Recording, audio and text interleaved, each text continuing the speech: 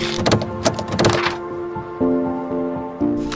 साथियों का बहुत बहुत धन्यवाद हमारी ये प्रेस कॉन्फ्रेंस कवर करने के लिए। आप सभी इस चीज़ से बखूबी वाकिफ हैं कि जिस तरह से लगातार भारतीय जनता पार्टी भारत तोड़ने में लगी हुई है, हिंदू को मुसलमान के साथ, मुसलमान को सिख के साथ, सिख को जैन के साथ, जैन को बौद्ध के साथ लड़वा के भारत की सभ्यता के साथ, भारत के लोकतंत्र पे लगातार हमला कर रही है। उस चीज़ के लिए पहले भी कांग्रेस का नेतृत्व, माननीय सोनिया गांधी जी, माननीय राहुल गांधी जी आवाज़ उठा रहे थे, उठा रहे हैं और आगे भी उठाते रहेंगे। उसी संदर्भ में आज भारतीय राष्ट्रीय कांग्रेस के नेतृत्व ने भारत जोड़ो यात्रा, जो आज इस देश की जरूरत है, उसी सिलसिले में श्री चरण सिंह सापरा जी महाराष्ट्र से जम्मू कश्मीर का सफर तय करके इसी भारत जोड़ो यात्रा की एक कड़ी जो इस प्रेस कॉन्फ्रेंस से शुरू होने जा रही है, ये आप सबके समक्ष है। हमारे साथ कांग्रेस पार्टी के वरिष्ठ नेता, पूर्व एमएलए और मंत्री श्री योगेश साहनी जी भी मौजूद हैं। कुछ ही समय में वर्किंग प्रेसिडेंट जम्मू कश्मीर प्रदेश कांग्रेस कमेटी श्री रमन भल्ला जी भी हमें ज्वाइन करेंगे। तो मैं सापरा जी से रिक्वेस्ट करूंगा कि ये प्रेस कॉन्फ्रेंस को आगे बढ़ाएं। नमस्कार साथियों, सर्वप्रथम हमारे पुराने दोस्त और जम्मू कश्मीर कांग्रेस के वरिष्ठ नेता योगेश साहनी जी, जहांगीर सिरवाल जी जो एक नौजवान नेतृत्व जम्मू कश्मीर में है, सरदार गुरमीत सिंह जी, और मैं नए पीसीसी प्रेसिडेंट विकार रसूल जी को भी बहुत बहुत मुबारकबाद देता हूं कि नई जिम्मेवारी संभालने के बाद में एक अच्छा काम यहां पर शुरू हुआ है। दरअसल आप सबने देखा होगा कि कल 4 तारीख को जो महंगाई पर हल्ला बोल रामलीला मैदान में जो रैली हुई है, वो पूरे देश के अंदर जो कमर तोड़ महंगाई है, कमर तोड़ महंगाई के खिलाफ कांग्रेस पार्टी पिछले 2-2.5 वर्षों से अपनी आवाज उठाती रही है, लेकिन अंधी, गूंगी और बहरी सरकार, उस पर कोई असर नहीं हो रहा। बेसिकली कल की महंगाई पर हल्ला बोल रैली से सोई हुई सरकार को जगाने का काम कांग्रेस पार्टी के नेतृत्व ने और श्री राहुल गांधी जी ने किया है। ये मोदी निर्मित महंगाई है, मैं ऐसे कहना चाहूंगा। और मोदी निर्मित महंगाई जो है वो मिडिल क्लास और लोअर मिडिल क्लास पर ज्यादा भारी पड़ी है। उद्योगपति जो हैं वो सुखी हैं, उनके टैक्स घटते जा रहे हैं। आपने भी देखा होगा कि कॉरपोरेट टैक्स जो है वो 30% से 15% पर आ गया है, लेकिन एक साधारण व्यक्ति का, एक गरीब व्यक्ति के ऊपर जो टैक्सेस लगते हैं उसमें कोई कटौती नहीं है। यानी अमीर अमीर होता जा रहा है और गरीब जो है वो और गरीब होता जा रहा है। और आजकल के दौर में पिछले 8 वर्षों में हम देख रहे हैं कि जुमले और झूठ का बोलबाला है। देश के नौजवानों के साथ में वादा किया था कि 2 करोड़ नौकरियां हम प्रतिवर्ष देंगे, लेकिन पिछले 2 वर्षों में 14 करोड़ नौकरियों का नुकसान हुआ है। यानी देश के युवा को वादा करके वादा खिलाफी नरेंद्र मोदी की सरकार ने की है। पेट्रोल डीजल के भाव ये 2013 में कहते थे कि हम 30 रुपए या 35 रुपए प्रति लीटर करेंगे। पेट्रोल 100 रुपए पार हो चुका है और डीजल 90-95 में भटक रहा है। पेट्रोल डीजल पर नियंत्रण लाने की बात करने वाले लोग आज पेट्रोल के भाव पर आग लगी हुई है। और पिछले 8 वर्षों से कई बार एक्साइज बढ़ाने के बाद 27 लाख करोड़ का मुनाफा केंद्र की सरकार को हुआ है। यानी ये सरकार ने वादा खिलाफी भी की और मुनाफाखोरी भी करी है।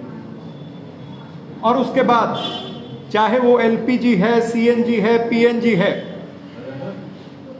ये तमाम सारी चीजों के भाव जो है वो आसमान छू रहे हैं, गरीबों की जेब को लूटा जा रहा है।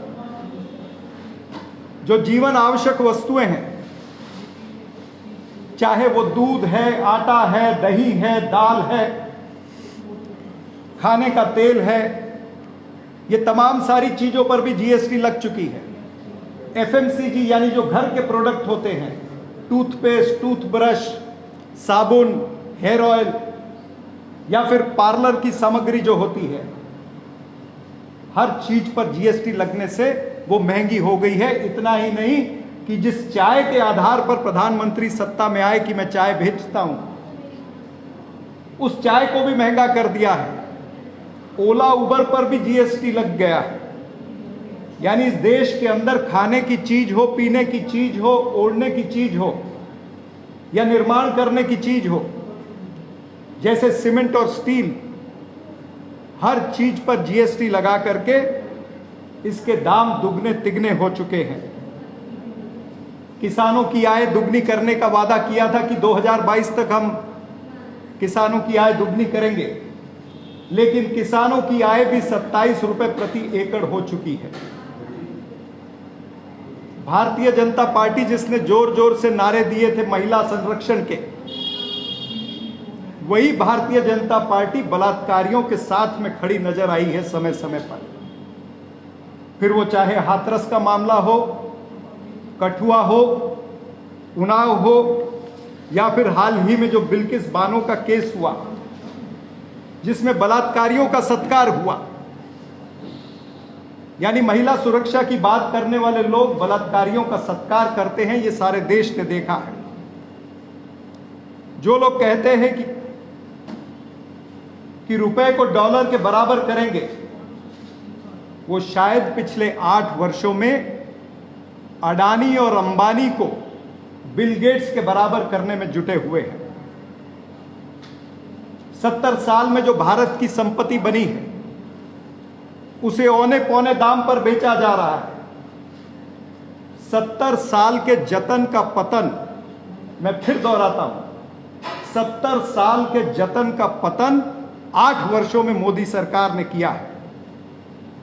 सरकारी कंपनियां, स्टील अथॉरिटी जिसको हम सेल कहते हैं, बीएचईएल, भारत हैवी इलेक्ट्रिकल जिसको हम भेल कहते हैं, सेल, भेल, rail, air India, LIC, airport, ऐसी 36 कंपनियों का डिसइन्वेस्टमेंट करने का, उनको बेचने का निर्णय हुआ है।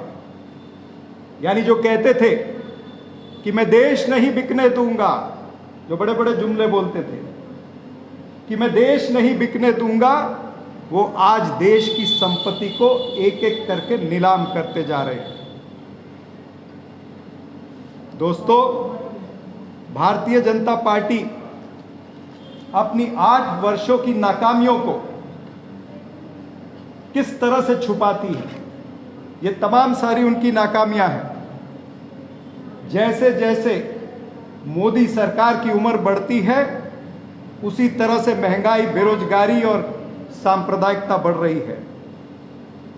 अपनी नाकामियों को छुपाने के लिए ये जातिवाद को आगे लाते हैं, ध्रुवीकरण को आगे लाते हैं और ध्रुवीकरण के आश्रय से अपने कुकर्मों पर पर्दा डालना चाहते हैं। समाज को धर्म, जाति, भाषा और पहनावे के नाम पर बांटकर ये ध्यान भटकाना चाहते हैं। धार्मिक उन्माद फैलाना, विरोधियों पर पुलिस, ईडी, आईटी, सीबीआई का दबाव डालना, ये एक प्रथा बन चुकी है। लोकतांत्रिक तरीके से चुनी हुई सरकारों को सत्ता बल, धनबल और बाहुबल के आधार पर गिराना, ये एक सरकार का नियम बन गया है। उदाहरण के तौर पर महाराष्ट्र, कर्नाटका, मध्य प्रदेश, उससे पहले गोवा और अरुणाचल प्रदेश, ये सब हमने देखा है। झारखंड में भी इन्होंने प्रयास किया, लेकिन आज इनका प्रयास वो विफल हुआ है। इन सब हरकतों की वजह से ये दर्शाता है कि मोदी सरकार ये एक अहंकारी सरकार बन गई है, देश को विभाजन की ओर ले जा रही है और इस देश के लोकतंत्र की रक्षा करने के लिए, देश की विभाजनकारी नीतियों को हराने के लिए श्री राहुल गांधी जी ने तय किया कि यह सरकार हमको पार्लियामेंट में बोलने नहीं देती। पार्लियामेंट के अंदर महंगाई पर बोलना था तो मात्र 25 मिनट कांग्रेस पार्टी को दिए गए। इतना बड़ा मुद्दा और मुख्य विपक्षी पार्टी को सिर्फ 25 मिनट मिले। तो श्री राहुल गांधी जी ने तय किया कि हम जनता के मुद्दों को लेकर के सड़क पर जाएंगे, हम भारत जोड़ो यात्रा चलाएंगे। और भारत जोड़ने की बात इसलिए कर रहे हैं क्योंकि जिस तरह से आज देश के अंदर विभाजन की राजनीति, ध्रुवीकरण की राजनीति हो रही है और इस सरकार के आंख पर कान पर जू नहीं रेंगती, तो इसलिए कांग्रेस पार्टी सड़कों पर उतरेगी और 7 सितंबर से श्री राहुल गांधी जी के नेतृत्व में कन्याकुमारी से लेकर के कश्मीर तक भारत जोड़ो यात्रा की शुरुआत होने वाली है। For advertisements in Channel 1, please contact on 7006444869.